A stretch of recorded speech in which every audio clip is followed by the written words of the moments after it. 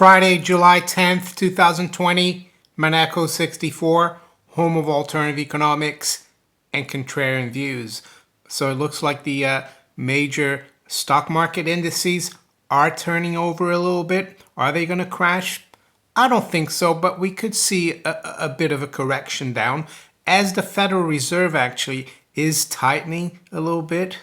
And what do I mean by that? Well, they're letting their balance sheet come down a little bit in terms of the assets they hold. So I'm going to look into that today and also talk a little bit about what's going on in the economies. I think that as well is having an impact on the markets. I think investors are starting to realize that things are not going to get better. We're getting to a period where a lot of the stimulus that were passed a few months ago are going to phase out. And I don't think a lot of businesses are going to come back ever. A lot of the small, medium-sized businesses. We're also seeing big businesses, big corporations close down a lot of capacity. Some of them were planning to do it even before this crisis started in 2020. I saw in the UK a big retailer called John Lewis. They're going to close a lot of the big shops that they have throughout the country. But they were planning to do it even before the crisis. So this is just like accelerate things. And I think it's the same thing for a lot of big companies as well. And I think the euphoria is starting to wear out in the markets. Could the Fed start pumping again the balance sheet? Of course they can, and I think they will. I think they're trying not to use their ammunition too quickly, even though from the way Fed officials speak, like Kashkari, Clarida, or even Powell, they can do as much as they want. So they have an endless supply of ammunition. So maybe this is just to allow the bankers and Wall Street to take some profit. You can't take profit if the market is always going up. It needs to come down so you can sell and then buy back lower, right? It's a trading game. That's what they've been doing for over 100 years with the institution of the central bank. It's the pump, dump, pump and dump. It's always the same. There's going to be a lot of people that are hurt, of course. So I wanted to show you the Fed's balance sheet back in during the last crisis of 08, 09. So you can see here that they started in September. They started QE, so their balance sheet went up, straight up, as you can see. And then it actually dropped into the period of March and April 2009. And as you can see there, the stock market bottomed in March of 2009, and then it started going up. They started increasing the balance sheet again, gradually, of course. They had to accelerate it in 2011, as you can see, for the Fed to increase its balance sheet. All it means is it's buying assets. How does anyone buy assets? Well, they need money to do it. The Fed just creates it on a keyboard, and it's out of thin air. It would be great if you and I could do that, of course. But no, we have to work and create some value for other people so that we get paid for that value that we create. The Federal Reserve doesn't create anything of value. They've just got the legal authority under the Constitution to do it. And it's mostly done, of course, through the New York Federal Reserve, which is a private corporation. This is not done through the Federal Reserve Board in Washington, D.C. If you look at the Fed's balance sheet, they're all divided into the regional banks. And the New York Fed, by far, is really the head of the snake in terms of the Federal Reserve. So there you go. The Fed, even during after the crisis of 08, 09, allowed the balance sheet to come off a little bit. So right now, it looks like they're doing the same thing. Does that mean it's over? They're not going to inflate anymore? As you saw in 08, 09, no, they kept doing it, even in further along the timeline. So yeah, as you can see here, we just dropped back below 7 trillion. I think they realized there's too many people following this balance sheet, and they just took the foot off the pedal a little bit to try to calm things down, especially probably in the precious metals market. But I don't think they're going to succeed because they're going to have to come back with more stimulus. That's the Congress. I saw a headline yesterday, Nancy Pelosi talking about wanting more trillions to help the economy, to help people with more checks, probably. The same thing in the UK here as well, even though if you comb through the mini budget that we had the other day, it's really not going to help that much. But the UK is a little different because we have a reserve currency, but not a major reserve currency. I think it only makes up, the pound makes up only 5% of total reserves around the world. Yeah, so people still, foreigners still hold pounds, but the thing is, I don't think we can afford to do as much as the Federal Reserve or the US Congress can, but we'll have to see. It's going to be an interesting time, the time from now until the end of the year. Some people think we can't have another financial crisis or stock market crash before the election. That might be so, but in 08, the crisis happened just before the election. I know the incumbent president wasn't running, but who knows? It's all up in the air, I think.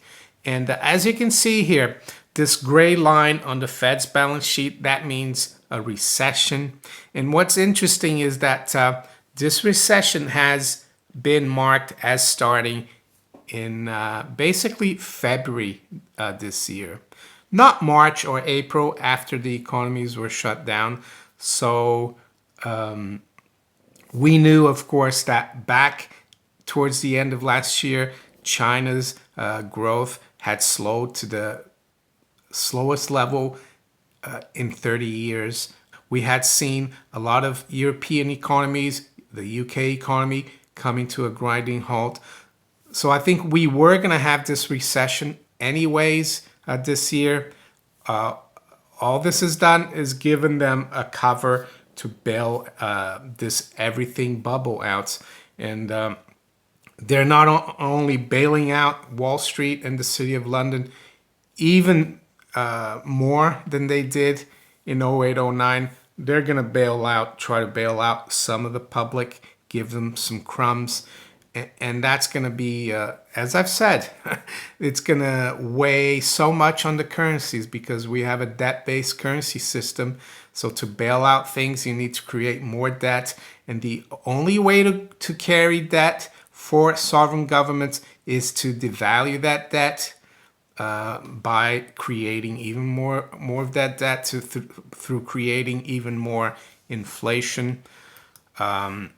And one thing I would note, we're starting to see other commodities now also perk up. I saw that copper is starting to pick up quite a bit. Yes, we had a correction yesterday in the precious metals. As the stock market came off, we came back below 1800 in gold. We came off the highs above 19 in silver. But I think it's all temporary.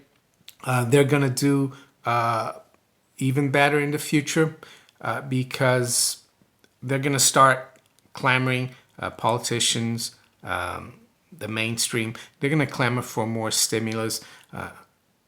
From what I've read and looked at videos about the US, yeah, they're preparing people for a second wave of this crisis. I think it's inevitable now. All the talk of wearing face covering is is huge. I saw an article in the FT yesterday by Gillian Tett. She's a contributor to the FT. She's a writer for the FT. She's English, but she's based in New York, so she's traveled back to London after months of being locked down in New York with one of her daughters. She's come back to see the other one, and she was talking about the difference in attitudes in the US and in the UK. I don't think this crisis is over yet, the health crisis at least. And it's going to hurt even more businesses, small businesses, especially in hospitality, restaurants, travel. Well, travel is going to be decimated, I think. I saw a headline about, was it United or American Airlines? It's not going to pick up anytime soon. People are too scared to do anything right now.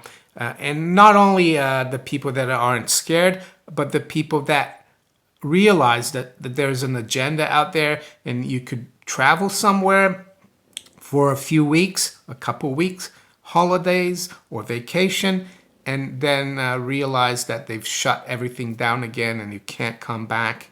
It's a hassle. Personally, for example, I went the other day, walked down into the town center. I wanted to have some breakfast. In England, we have what you call greasy spoons, like places where you can have some lunch as well, but also breakfast. And I walked in there, I sat down, and the guy said, are you aware of track and tracing? I said, no, I'm not. And he said, well, and he gave me this sheet of paper on a clipboard, and he said, well, you need to fill out all your details before I take your order. So basically, I just walked out. I went to another one, same thing. I went to a barber that I usually go to. I walked in, and they said, have you got a reservation or a booking? I said, no. Can I just book it now and wait? And they said, no, you need to book online. So I just walked out. I did eventually find one that allowed me to go in and just sit down. So yeah, it's putting a lot of people off. Will I go to a restaurant and fill out my details and have someone call me and say, oh, you're going to have to stay in for another 2 weeks now, lockdown, because there was some Mr. Smith, when you went to this restaurant last week, he was there and he's tested positive. So that's what I'm trying to say here. This is going to get a lot worse, unfortunately. And it will be interesting, especially in the UK, how much more stimulus they can provide, how much more the Bank of England can really create out of thin air. They've done 300 billion already. As I said, it's much easier for the US being still the reserve currency for now. So that's what's going on, I think, aside from the fact that policy seems to be tightening temporarily through the Fed's balance sheet. That means that they're letting assets that mature or go off the balance sheet. They're not replacing them. They could be treasuries that are maturing. So they're receiving this cash back from the treasury, and they're just like destroying it, eliminating it for now. But I don't think it's over, as I said. Looking back in 08, 09, there were periods in the beginning where the balance sheet came off. So what else is going on? I just saw an interesting story here on Zero Hedge, and I went into the original story. It's from a website called infobricks.org. I guess it's a website that focuses on the BRICS nations. And there's an article here about Venezuela and its gold at the Bank of England. I made a video, of course, a week or two ago when the High Court in London judged that the Venezuelan government couldn't have its gold back. It said it didn't recognize the Venezuelan government, even though the Maduro government have an ambassador, recognized ambassador in the UK, in his own embassy in London. This individual here, Johanna Ross, journalist based in Edinburgh, Scotland, has written an article. I'm not going to go through it, but just showing you that people are aware of this. UK commits highway robbery of Venezuelan gold, says academic. I'll put a link to this article below in the description if you want to read it. So let's see where the markets are this morning. It's 8:16 a.m. London. Yesterday, the Dow dropped 360, 361, down just over 1%. The NASDAQ is still doing really well. The NASDAQ composite was up yesterday, 0.2%, and the S&P outperformed the Dow, but was down just over 0.5%. For the year, though, we still got the Dow down 10% year to date. S&P is down 2.5%, and the NASDAQ, though, is up 17.67%.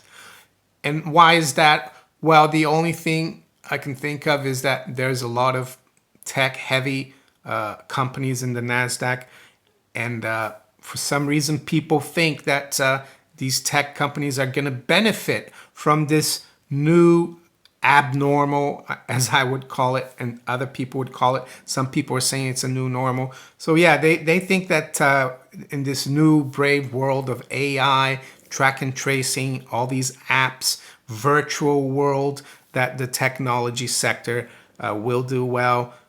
They probably will, but they won't do well in 1 month. It's going to be more longer term. Markets sometimes jump the gun and discount everything all at once, and that's what I think is happening in the NASDAQ. Yesterday, I drove to the driving range, golf driving range, to practice a little bit my swing, and on the way back, I decided to see if I could find any Tesla cars on the road, and did a little experiment. I saw a lot of Mercedes, BMWs, Audis, Mitsubishi, Toyotas, Volkswagens, all the normal brands, but I didn't see one Tesla on the road.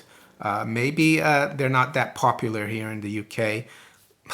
And I did that because Tesla now is the biggest car company in the world, so go figure. Anyway, this morning, right now we are just below 1800. I told you yesterday that, yeah, gold is breaking out, but a lot of times that's the way markets act. They come back, retest the breakout, and that's actually really positive. So right now we're at 1797, down about 6. The range has been 1806 to 1795. Silver is holding above that 1840, which is a big support now. Used to be resistance. We're down 11 at 1854. The Dow future is down 230, just under 1%.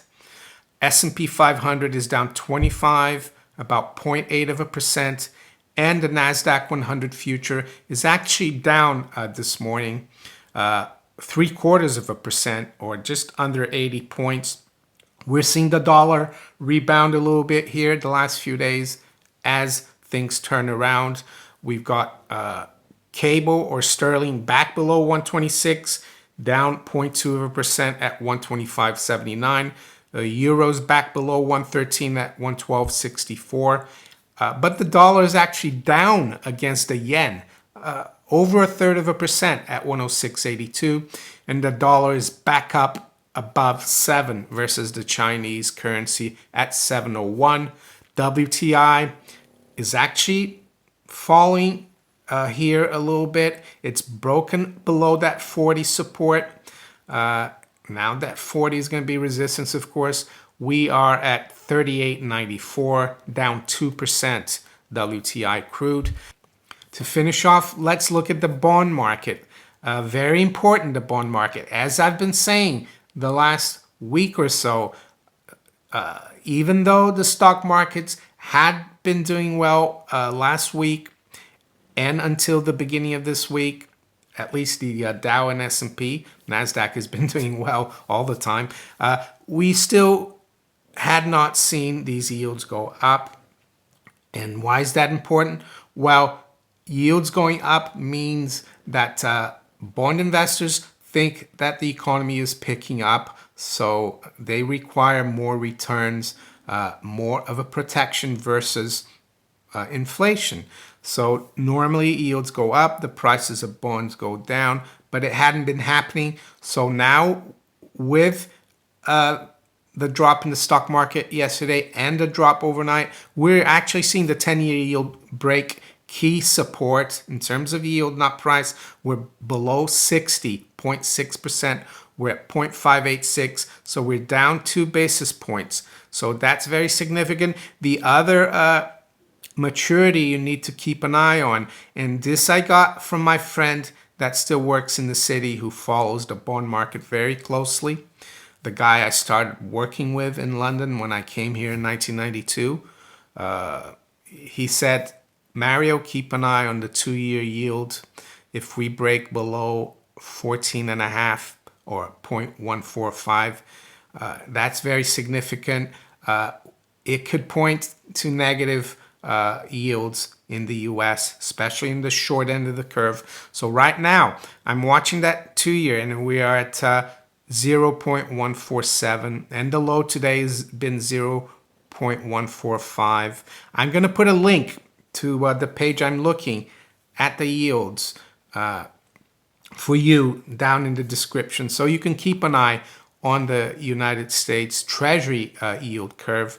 Keep an eye on that 2-year. If you see that 2-year down to like 0.10, that's a really bad sign, and the 10-year as well. So there you go. If you enjoyed this video, make sure you hit the like button. Please share it far and wide. Think about subscribing to my channel if you haven't yet. And you can also follow me on Twitter, Facebook, Parlay, and all these other platforms below here. I wish you all a great day. Take care. Bye.